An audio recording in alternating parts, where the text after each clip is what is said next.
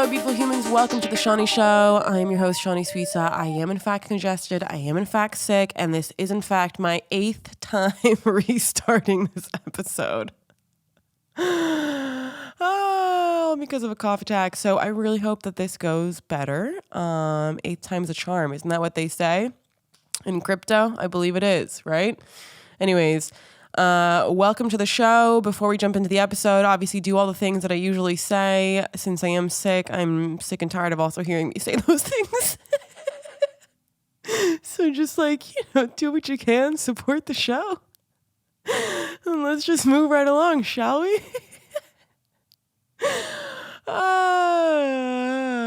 Let's just move right along. We're just gonna, okay. Woo. Listen, I do have an interview episode queued up with the incredible Ahmad Garrett. Where's our Polaroid? Oh, I thought it was an arm's reach. It's not an arm's reach. What is an arm's reach though? It's on my Aquaphor. But that episode was great. It was a great interview episode, and I'm gonna release it next week. I was going to possibly release it this week, but just I don't know how to explain it. Editing a 3-camera interview setup is so much more complicated than just filming an entire new solo episode and then putting this up. I know it sounds like it might not be, but it really is. It is. I'm literally watching my audio waves on the computer right in front of me, so I can make sure that I'm keeping everything pretty level. So I don't really have to do much audio editing apart from maybe just raising levels, adding just my standard effects that I put onto the track. And I'm obviously not going to edit for content because we know how I like to do solo episodes. One take all the way through. One take all the way through. I don't know. Why do I put myself through that? One take all the way through is more difficult, but also less difficult at the same time. But yeah, I was not about to edit a 3-camera it was 2 hours long too, maybe 2 hours plus. You know how my interviews go. Fucking forever is essentially the moral of the story. So, but it is a great interview. So tune in next week. If you're annoyed with my congested sounding voice already, then you're going to love the interview next week because I was completely healthy for that. So tune into that. You're going to love it. It's going to be amazing. And she's amazing. She's cool. She's like a gamer. She has all these cool nerdy interests, but she's also this fantastic interviewer. She does all of the Hollywood media junkets, and she's interviewed just the coolest people ever.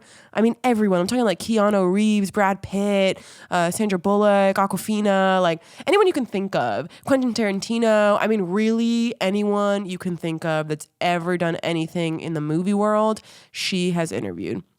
And it's actually really interesting what we talked about because her interview style is really fast because it's 5 minutes. They get 5 minutes to interview these people. It's not like how I get, 2 hours. I don't even think I'm very good in the first 5 minutes of an interview. I think it takes me why do you think we go 2 hours? I feel like it takes me the first hour before, we start getting into the good shit. So I can't imagine the sort of skill set it takes to sort of interview people in that sort of quick pace, if you will. So it's actually really fascinating, and she's really, really cool. I just really love her, and I've gotten such good vibes from her ever since I met her, and that's kind of a rarity in LA. You don't I would say the qualities that I spotted in her so quickly were just authenticity and that's really rare. It's not something you spot in someone in LA. Very fast. No offense to the people in Los Angeles, but you know who you are. And, well, yeah, you know who you are.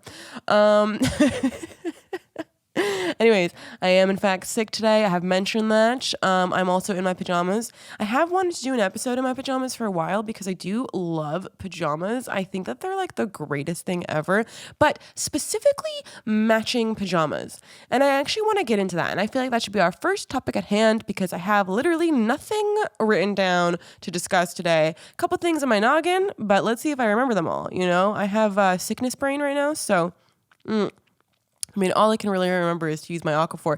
Guys, are you as obsessed with Aquaphor as I am? I feel like I'm a walking advertisement for them.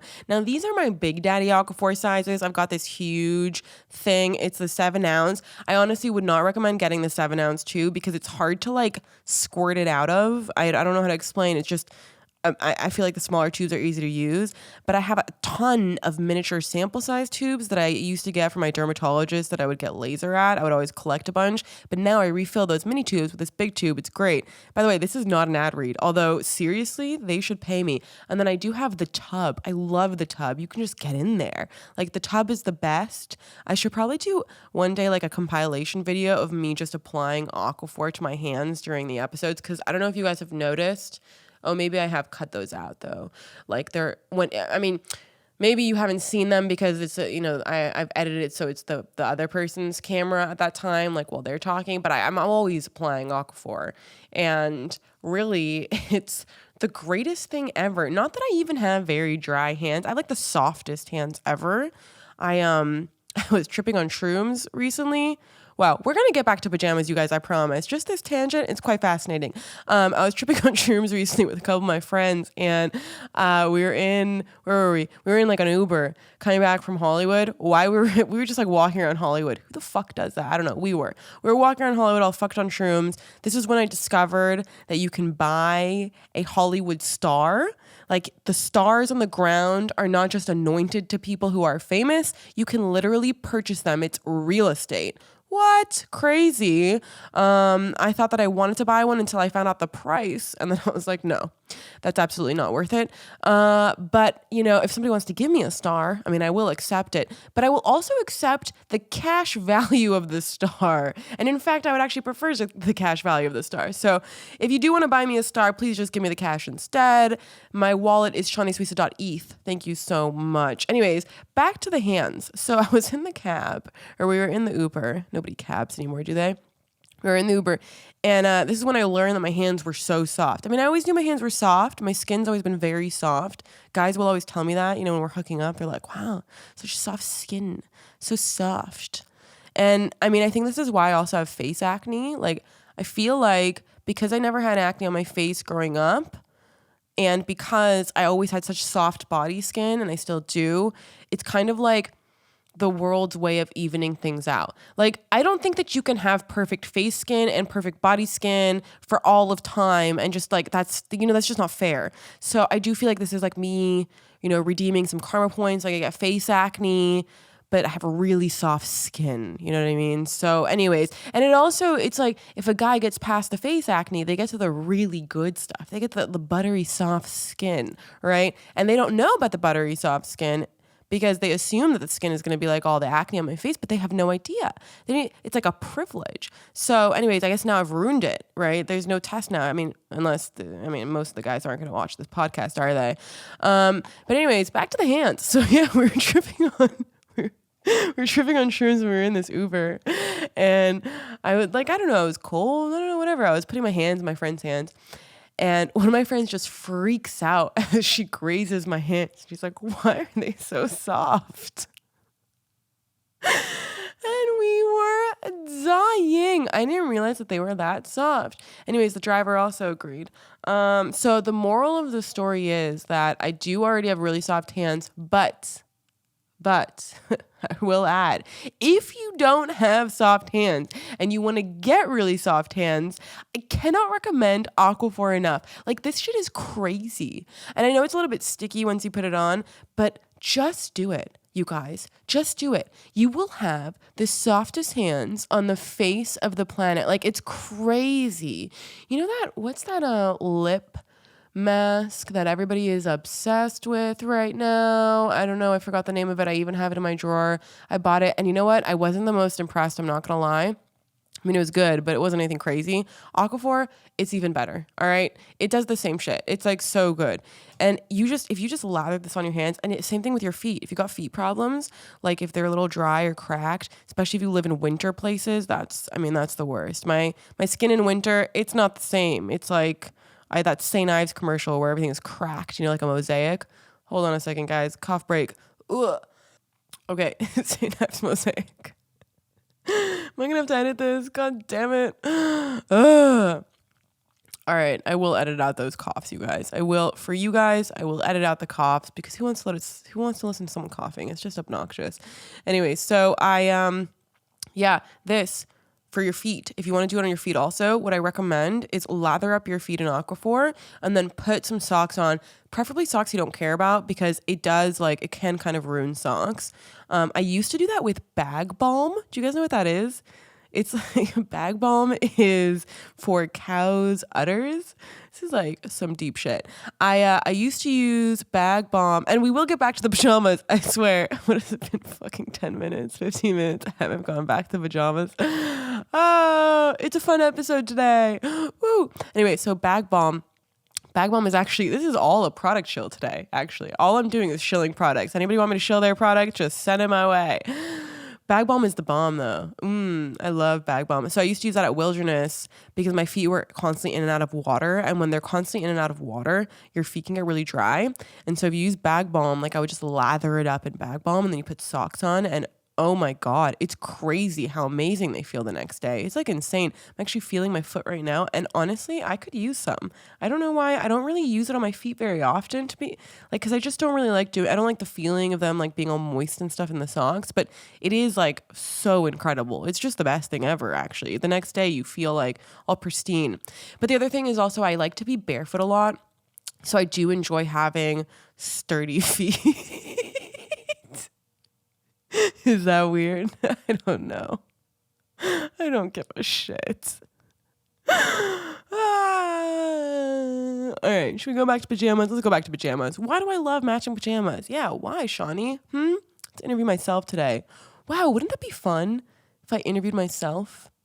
That would be really, I guess that is what a solo episode is. All right, so matching pajamas. Why do I love them so much? It actually stems from a very specific time. So first of all of my life, matching pajamas have been a big part of my existence. Why? Because my grandma, she'd always buy them for us. My mom, she would always buy them for us. I would always steal them from my grandma's sister's house in a lot. We just have a lot of matching pajamas all around town. Like the Suissas have a lot of matching pajamas. My aunts, they would go on vacations and they would get matching pajamas with each other. Right? I'm talking matching pajamas top and bottom. They would match also to each other, which I just think is adorable. And so I'm just a big fan of matching pajamas, but then what's that word that reinforced? There we go. Wow. Pulling up the dictionary in my fucking brain. See, sick brains, we can function too, you guys. We can function too. Congested, but not broken. It's a callback to dented but not broken. Anyways, NFT stuff. We won't get into that. All right. So what reinforced that was the Thrive campaign from Ariana Huffington. I don't know if you guys followed this. And based on the fact that I'm sick now, most likely due to the fact that I've just overworked myself to the brim, clearly I have not been following Ariana's Thrive campaign. But she had this whole thing after she collapsed from overworking, and it was like a really big deal. And she really wanted to, figure out how to sort of just best take care of herself. And so she has this whole thing where she doesn't, and it's a book, you can read it. She doesn't even bring her phone or devices or anything into her room. She has like a nighttime routine, and she really values her sleep and her routine and all of that. And I think it is very important to actually take care of that. Listen, I'm 29 and I'm at the start of my career. Ariana discovered this when she was already a multimillionaire. I am a multi-thousandaire, and that is just simply not good enough for me. So I will start taking better care of rest soon. I promise you guys. If anything, this sickness is definitely telling me to do that. But something that she also mentions is having designated sleep clothing. And ever since I heard that, I've taken my matching pajamas a lot more seriously. And I don't know what it is about having designated sleep clothing, because I also do wear matching pajamas during the daytime. It's not like this is like a limited thing. I pretty much wear matching pajamas whenever I'm home. Like I like wearing them when I'm home. It's like my home clothes, but I would never wear matching pajamas all day and then sleep in those matching pajamas. Oh my God, no. I would take those off and then I'd put on another pair of matching pajamas and I'd sleep in those. There's something very refreshing almost about sleeping in clothes that is specifically meant to be slept in, and also that matches. And I don't know. And that's fresh just for sleeping. I used to, back before I had acne, I didn't care as much about like washing my pajamas every night. I think that's pretty normal. A lot of people rewear their pajamas, but now I don't rewear any clothes because I'm just so worried about my skin and I want everything to be really clean because I break out so easily. It's absurd. So I just like everything is very clean. I change my pillowcase almost daily, if not, every other day, every couple of days, whatever it is. But I really try and do it daily. And so I really take care of all of that stuff. And so I love getting into a new, fresh set of pajamas every night. It's like my favorite thing ever. It's just so satisfying. I mean, look at these. And you don't have to get expensive matching pajamas. I think these are from Target. I just really recommend having sleep clothes. All right, I'm going to take a quick break to blow my nose. I will edit this out for you guys as well because I'm just so generous. My God. Whew. Okay. Do I sound less congested? I think I sound less congested. Wow. Well, back from our congestion break. Ooh. Yeah, that's what the inner workings of my brain sounds like sometimes. Okay, shall we move on topics? I feel like we've talked about Aquaphor and pajamas for long enough. I mean, this is literally, how long have I spoken about this shit for? Sometimes I wonder, like, is it normal to be able to discuss such menial topics for so long? Should there be a cap? Do people care about this shit? Do you guys find this fascinating? Like, I don't even know. I'm just chit-chatting. Chit-chatting. Chit-chatting. I love pronouncing CH, instead of chatting. Sounds like shatting, which is not as elegant. Ooh, please don't report me to the police.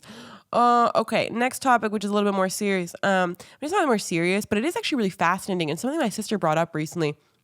And it's this idea of being the same person around everybody. And I thought that was so interesting. She was like, Shanni, you really are the same person around everyone. And I was trying to think, like, am I the same person around everyone? Obviously, you can't be the exact same person around everyone. Oh, cough break. Wow, I really thought I was going to do this in one take, but I'm going to have to edit out all these cough breaks. It's really freaking annoying for my workload. But still easier than editing a 3-camera setup. Hey. So back to this idea of being the same around everyone, because I do think it's really interesting. And it's something that I actually have been thinking about for a while. And, I do think for the most part, I am the same around everyone. The one area, though, that I did feel as if I'm not the same around everyone has to be with guys. And not just like the male species, if you will, but I mean guys that I'm interested in. And it's something that I've tried to work on it's just so much, like something I've tried to work on so much. And it's so hard to do. And I think a lot of people can relate to that, whether you're a woman or a man or whatever, whoever you're attracted to and that's around you, it can be really hard to maintain your authentic personality. I mean, why that is, who the fuck knows, right? I feel like it's a really fascinating area to explore, though, because it is the one area in which I do sometimes feel susceptible to changing my personality. And I would say that's less so true now. I don't really think I get that way these days, but I remember so vividly during my college years. I'll never forget this one story. And I was getting with this guy. It was the first guy maybe not the first guy I hooked up with, but it was like the first guy that I was sort of consistently getting with at university. And very nice guy. He's now married with a kid, I believe. Just a really, really, really nice human being. And I just wasn't myself the first 5 months. I don't even know. Maybe the first 2 years. Who knows? I wasn't really myself. I was what I thought I needed to be in order to be taken seriously as a potential girlfriend. And, he even flat out said, and I did this stupid thing that is a classic mistake. And looking back in retrospect, it's obviously very clear. I mean, it was clear, in retrospect within a few weeks that I shouldn't have done that. But he was like, I'm not looking for anything serious. And I said, oh yeah, no, I'm cool with that. And like, I don't think I was very cool with that. I don't think that I just wanted to be a hookup, but I pretended like I was cool with that. And I think that really taught me something. I mean, now I still have times where I'll just hook up with someone and it's just for fun. And I mean, now if I'm doing that and I'm saying that I'm doing that, it's usually pretty authentic. Like usually I mean that I just want to have something casual. I'm not lying to myself about it because I've really practiced working on, internally, do I want this to be casual, right? Answering that question for myself and not just sort of going down the trap of like allowing myself to be the quote unquote cool girl. But I am still susceptible to a lot of the traps, I guess, like letting people treat me like shit. That's not something that I'm immune to. Like it really, really isn't. I have a lot of trauma when it comes to sexual relationships and guys, and, it's something that I've worked on so hard over the years, and it's still something that I'm trying to work on now. Maybe even I think a better way of looking at this is like if I was giving advice to a friend about a guy, I would have been like, what? Say that, do that, da da da. Like, I would have had all of this advice to give her, but I wasn't necessarily listening to advice that I would have given myself, right? That's probably, if I'm having to put anything into perspective of like this question of, am I the same person on everyone? I think the only scenario in which I'm not the same and which I sort of drop some of my shawniness, if you will, is when I am around guys. But I do think it's a really fascinating question. And I think it's something that everybody should sort of ask themselves. Like, are you the same person around everyone? And if you're not, who are you different around and why? And so it's been something that I've been reflecting on a lot. And it's like, why am I different around people that I'm attracted to? Why do I allow myself to sort of shift? And the truth is, it's, I think that now I've done so much work in this area because this question I haven't just reflected on the last week, even though my sister did bring it up recently.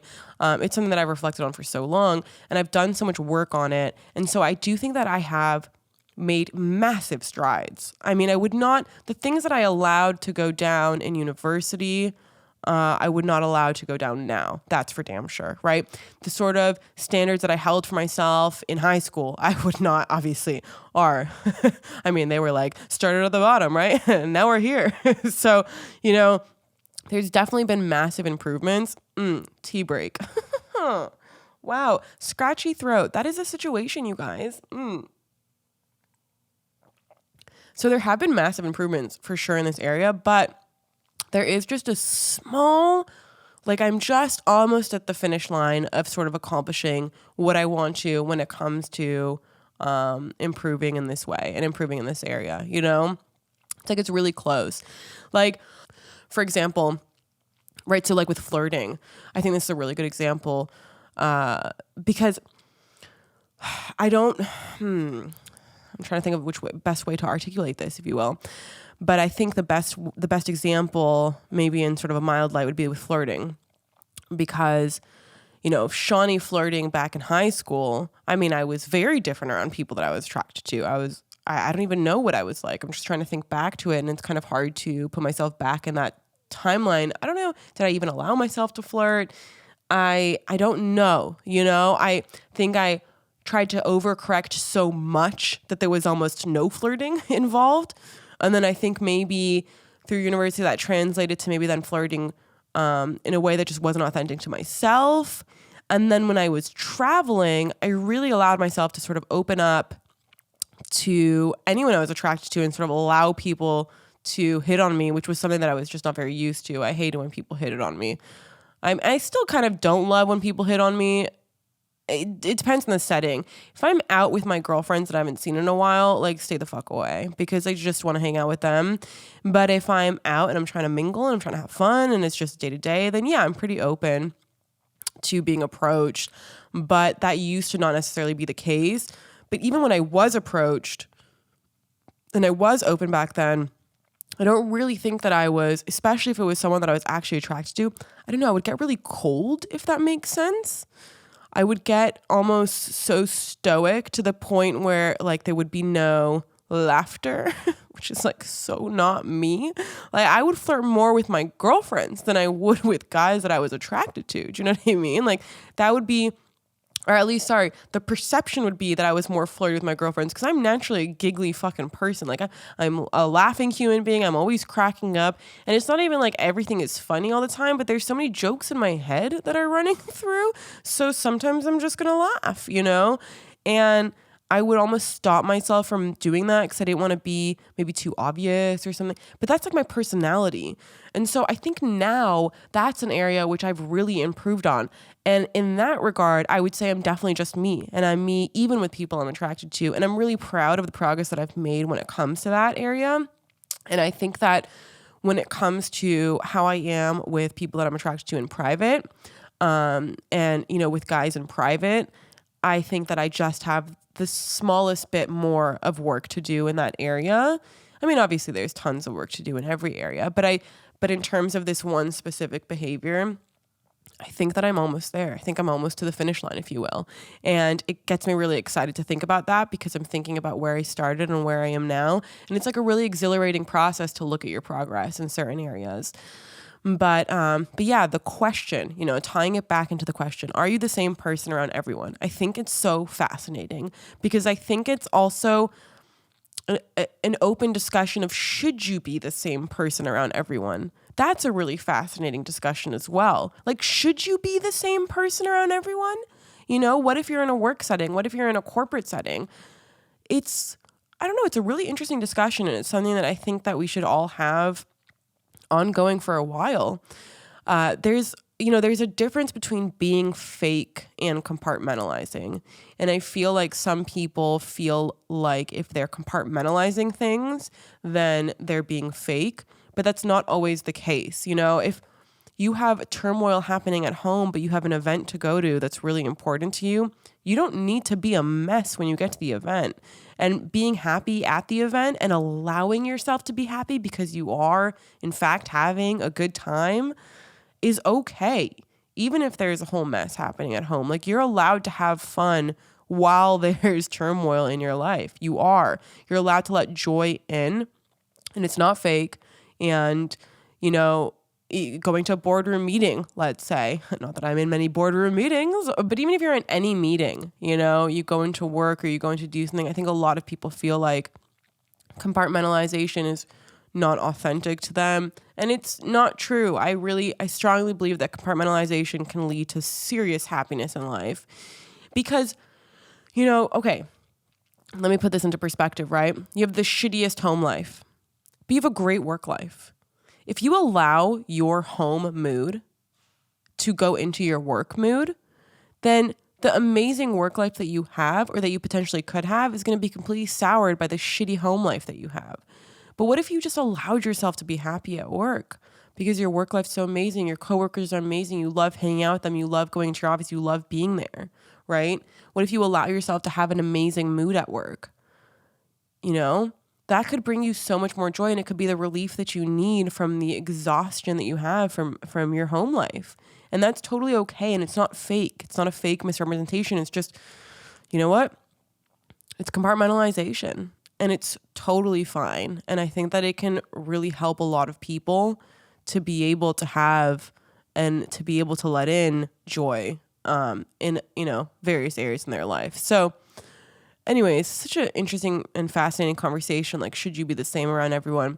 And I have a hard time reconciling with this as well because obviously you guys know me. I'm quite a goofy human. But I also am someone who enjoys intellectual conversation. I'm someone who really likes thinking about things. I consider myself to be fairly smart. I don't think I'm the smartest person in the world. I think that'd be kind of crazy to even be that. I don't think I would have the social skills that I have now if I was the smartest person in the world. But I do consider myself intelligent, and I also consider myself, business savvy and a professional and all of those things.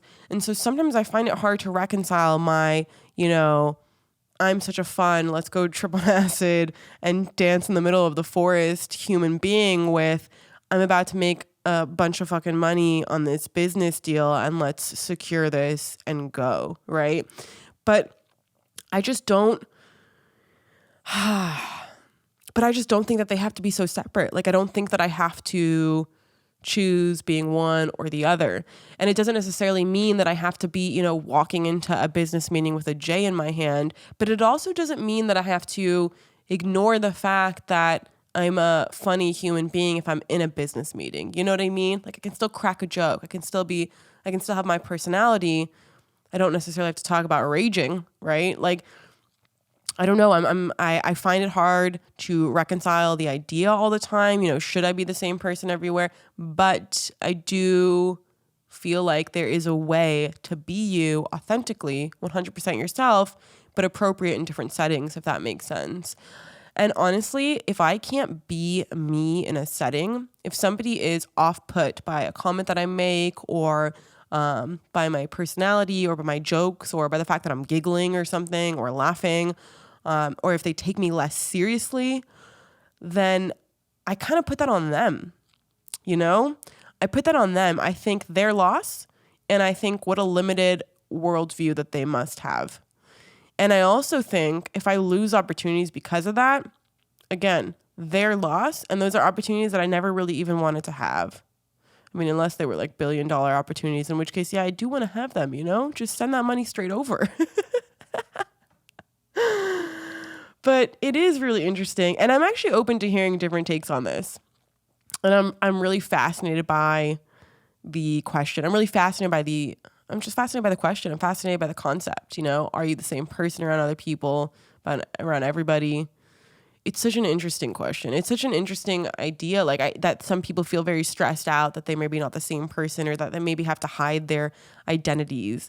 That like if they're a really big music junkie, but they, work in a corporate office, like can they be into their music at their office? I don't know. It's something that I'd actually be willing to explore with a guest on my show if somebody would like to come on and talk about it. It's really fascinating. It really, really is. And I just hope that we can all be true enough to ourselves that we feel good about the person that we are in the settings that we're in, if that makes sense. And I think I've definitely come to a point in that myself, I feel as if I'm kind of doing that with this show. And that's always what I've wanted to do with this show. And to a certain extent, I feel like there's a point where when you get to a certain height in your career and a certain stature, like you can do whatever the fuck you want and opportunities will still flow your way. And it's always been hard for me to accept the fact that, at different levels, different things might be tolerated from you, if that makes sense. So, somebody with a few million followers might be able to get away with, talking about doing drugs or some shit, but somebody of my stature might not be able to, get away with the same things. And it's like, okay, well, fuck you, like literally fuck you is my perspective to that. And yeah, I just hope that, I hope that this show can almost make it to the point where it's like, well, everybody knows, like, this is Shanni, this is who she is. And, if she's going to be in a boardroom, if someone's going to invite me into a boardroom meeting, they're not going to expect a robot, right? I don't want people to expect that. I don't want people to expect like a corporate version of me if they ever invite me into some sort of business setting, because it's just not ever going to be me. And I'm not, I'm not a goofball. I can be serious. Obviously, I've just had a nice, recorded for a really long time. I was not expecting this to go very long. Guys, I'm sick. I thought I was going to make this really short. I was like, let's just do a quick episode. We're going to record a quick episode. We're going to do a little quick record and upload. But yeah, I just, I obviously can take things seriously, but I also like to be able to enjoy life and look at the big picture. I know that not every single thing is like life or death. And be able to just kind of have a lighthearted attitude about most things. But I can't take things seriously. If I'm going into a meeting, I can have a very serious meeting. I'm a very intelligent human being. I can, I'm very professional in that regard, but I'm not like, I'm just not a fucking robot, and I don't ever want to be expected to be. And I think some people think that they have to be also. And I also think this idea of like expected to be and expectations. It stems so much from our internal selves. Like I think so often we think that there's pressure on us externally, but the pressure is actually just internal. Like all that pressure is just internal, you know? It's like, who's expecting you to be a robot? Maybe nobody is. Who's inviting you to a meeting expecting you to be a robot? Maybe literally just you. Maybe just yourself, you know? Maybe that's just me. Anyways, it's a very fascinating conversation. We went down a whole rabbit hole, didn't we? Yes, we did. Look at that hole. Super rabbity. Wow. Look at it. So long. Audio waves. So much. So many coughing markers where I need to edit out. God damn it. Why do I love solo episodes, you guys? Because there's no edits. Why do we not like sick day, Shanni? Because we have coughing edits. But it's fine. Cough edits are pretty easy. Just a quick little snip, snip. It's like a Brit Milah. I'm going to give this episode a little Brit Milah. Snip, snip. Snip, snip goes the cough segments. Snip, snip goes the sneezes and the hachoos. Woo! Anyways, I'm not going to tell you guys to do all the things that I usually do to support the show because, like I said at the beginning, sick and tired, right? So just do what you can. Do what you can. You can listen to this everywhere. Do what you can. Blah, blah, blah. Share. All that good stuff. And if you haven't already, I would highly recommend listening to my Ukraine episode with Dan Schnorr. It's actually really fascinating. That was the day in which I started getting very sick, and I don't think anybody could tell. I also hosted an interview that day, and when my fever was like really coming on, I actually can feel myself getting very hot right now. Oof, my God. I mean, obviously I look hot, but I mean, I feel hot too. So it's like my internal is matching my external, you guys. Oh my God. My internal is matching my external. It's like my body temperature and my rating of hotness are matching pajamas.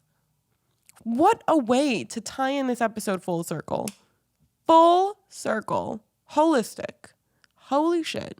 Maybe I should go get one more okay. Yeah, we're incoherent at this point, so I think we should end. Thank you guys so much for listening to me, congested as fuck, for the okay. Wow, a little burp for this whole episode. I really appreciate you guys tuning in. Can't believe I did this while I was sick. I'm really happy that I recorded it on my laptop, which I mean, I always record my audio on my laptop, but I'm actually going to take the video and put that on my laptop as well. We're going to take all of this and we're going to go into my bed and I'm going to edit from there. I do have a bit of makeup on though right now because I didn't want to look like an actual ghost. So maybe I'll take that off before I get into bed. These are logistics you guys don't even need to hear about. Thank you guys so much for tuning in. Appreciate it. Welcome. See you later. And I will see you guys next week for the interview episode with Maud Garrett. Woo!